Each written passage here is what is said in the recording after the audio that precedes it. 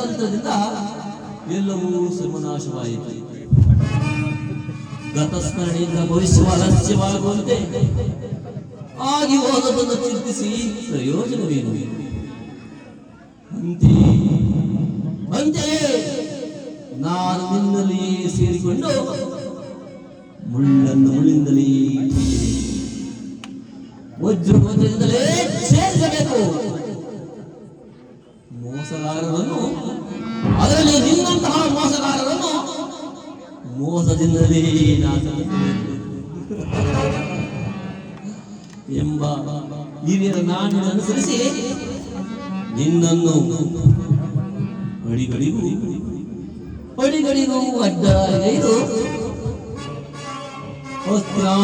ಸಿಂಹಾಸನ ಮೇಲಿಸಿ ರಾಜನ ಅಶಾಂತ ಬಿರಾಡಿ ನಂಬಿಸಿ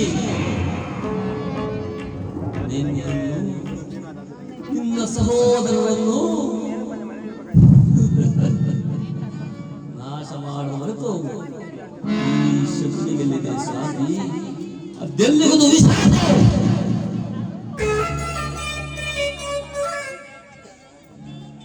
ತಾಯಿಯ ಕಣ್ಣೀರಿನಿಂದ ತೊಯ್ದು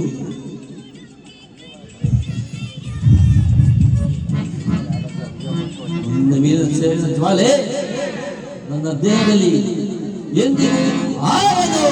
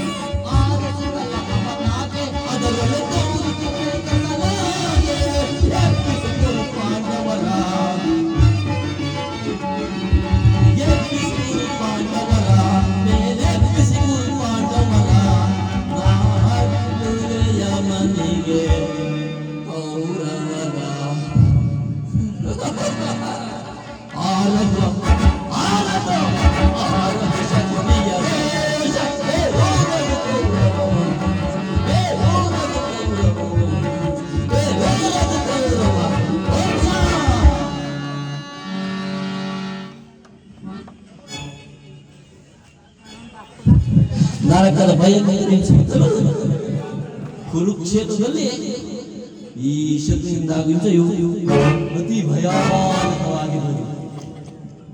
ತಾಯ ಕಣ್ಣೀರಿನಿಂದ ತೊಯ್ದು ಗುರಿಯ ಕಳಂಕನಾಗಿ ಪುತ್ರ ಶೋಕದಿಂದ ದಹಿಸಿದ ನಿನಗಾಗಿ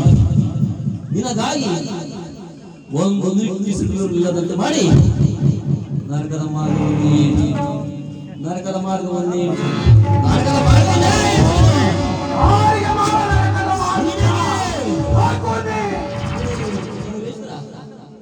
ನಿನಗೆ ಪರಮ ವೈರಿಗಳಾದ ಆ ಪಾಂಡವರಿಗೆ ನಿಲ್ಲಿಸಲಿ ನಿನ್ನ ಆಗಮನ ಏಕಯ್ಯ ಇಷ್ಟೊಂದು ದ್ವಾರಬಿಡುತ್ತೇವೆ. ನಾನು ಮಾಡಿದ್ದು ಇತ್ತವೇ ಸುಪನಿ? ಚಿಂತೆ ಏಕೆ ದುರ್ರಾಜ? ಜಯದ್ರಥ ಕೃತವರ್ಮಾದಿಗಳು ಸೈನ್ಯ ಸಮೇತರಾಗಿ ಬರುವೆಂದು ದೂತನು ಸಮಾಚಾರ ತಂದಿರಬೇಕಾದವೇ? ನಾನು ಅದಕ್ಕಾಗಿ ಚಿಂತಿಸುತ್ತಿಲ್ಲ ಮಾವ. ಈ ದುರ್ಯೋಧನನ ಸಹಾಯ ಸೂರ 12 ಕೋರಗಳಿಂದ ಪಾಂಡವರ ಸಮಸ್ತ ಸೈನ್ಯವನ್ನೇ ಎದುರಿಸಬಲ್ಲರು. ಆದರೆ ಜ್ಞಾತಿ ಹಿಂಸೆ ಸಹಿತ ಕಲ ಇದು ಉಚಿತವೇ ಸುಮತಿ. ಹಾಲಿನ ದ್ವಾರಕೆಗೆ ಹೋಗಿದ್ದಾಗ ಯುದ್ಧವು ಅಧರ್ಮವೆಂದು ಕೃಷ್ಣನು ಎಷ್ಟೋ ಬಾರಿ ಹೇಳಿದರು. ಆದರೆ ಅವರ ಮಾತನ್ನು ನಿರಾಕರಿಸಿ ಬಂದರು ಮಾವ. ಕೃಷ್ಣನು ಕ್ಷತ್ರಿಯ ಜಾತಿಯ ಪರಮವೇರಿ, ಅವನ ಮಾತು ಪರಿಗ್ರಹವಲ್ಲ ಬಿಡು. ಅದೇ ಕೋಲಿನ ಸಹೋದರನ ಯಶಸ್ಸನ್ನು ಹೊಸದು ಎಬ್ಬಲಿ ಅಂತ ಆರಂಭಿಸುತ್ತಾ ಬರ್ತನು. ಏನೆಂಬುದಾಗಿ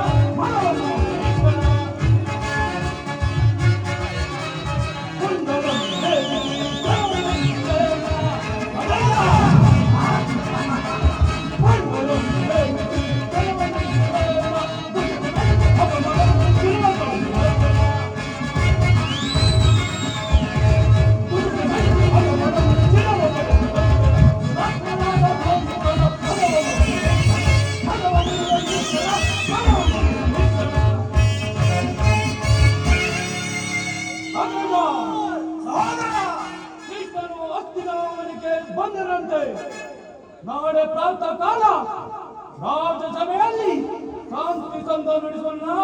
ಶಾಂತಿ ಸಂಧಾನ ಏನು ಸಹೋದರ? ಕೃಷ್ಣನ ಹಸ್ತಿನಾವತಿಯಲ್ಲಿ ಹೋಗು ಸಹೋದರ, ಹೋಗು. ಸರ್ಕಾರಕ್ಕೆ ಸಿದ್ಧಪಡಿಸು ಸಹೋದರ. ಆ ದರ್ಪಿತ ಗೋಪಾಲಕನು ನಮ್ಮ ಸರ್ಕಾರವನ್ನು ನಿರೀಕ್ಷಿಸುವುದಿಲ್ಲ.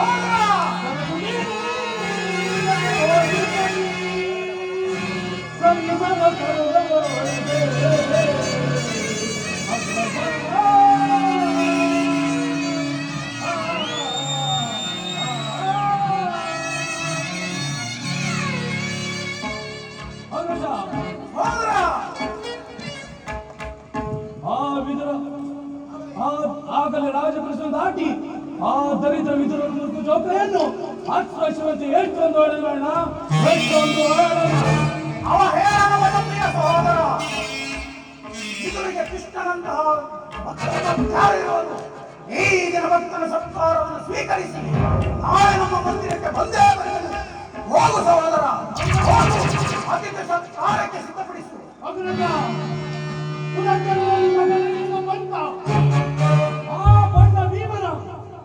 ವೃಂದವನ್ನು ಚೆಂಡಾಡಿ ಗುಂಡಿಗೆ ಬಿಸಿ ರಕ್ತಪಾನ ಮಾಡದೆ ನನ್ನ ಪಂಥ ಕೊನೆಗೊಳಿದು. ಈಗಿರುವಾಗ ಆ ಕೃಷ್ಣನಿಗೆ ಸತ್ಕಾರವಂತೆ ಸತ್ಕಾರ ನಾನು ಒಪ್ಪದು.